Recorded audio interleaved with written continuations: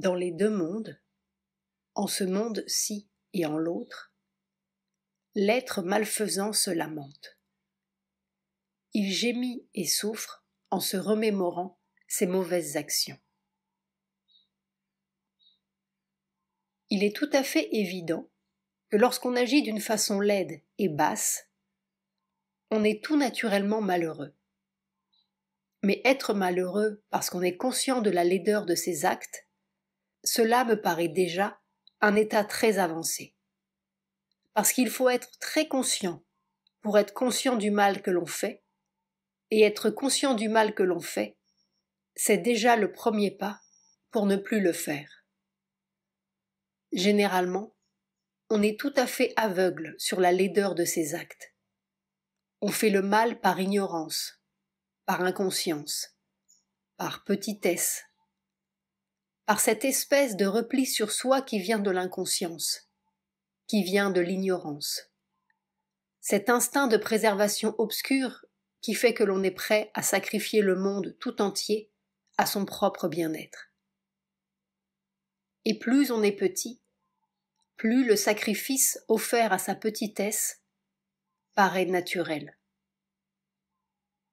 Il faut être beaucoup plus haut dans l'échelle pour voir que ce que l'on fait est laid.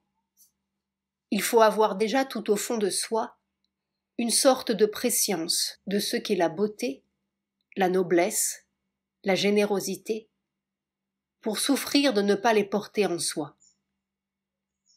Je pense que le Dhammapada parle ici de ceux qui savent déjà ce qui est beau et noble, et qui font le mal volontairement, par calcul. Pour eux, la vie devient en effet terriblement douloureuse. Faire d'une façon persistante ce que l'on sait qui ne doit pas être fait, c'est au prix de tout le repos, toute la tranquillité possible, tout le bien-être que l'on peut avoir. Celui qui ment est constamment inquiet dans la crainte que son mensonge sera découvert. Celui qui a mal agi est dans l'anxiété constante à l'idée que, peut-être, il sera puni. Celui qui essaye de tromper n'a pas de repos, de crainte de laisser voir qu'il trompe. Au fond, même pour une raison purement égoïste, faire le bien, être juste, être droit, être honnête, c'est la meilleure façon d'être tranquille et paisible, et de réduire le souci au minimum. Si en plus on peut être désintéressé, sans calcul et sans égoïsme, alors il est possible d'être vraiment heureux. On porte avec soi, autour de soi, en soi, l'atmosphère produite par ses actions. Et si ce que vous faites est beau et harmonieux et bon, votre atmosphère est belle, harmonieuse et bonne. Tandis que si vous vivez dans l'égoïsme sordide et l'intérêt sans scrupule, la mauvaise volonté sans pitié, c'est cela que vous respirez à chaque minute de votre existence.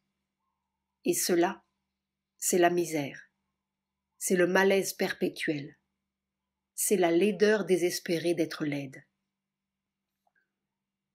Et il ne faut pas croire que de quitter ce corps vous libère de cette atmosphère.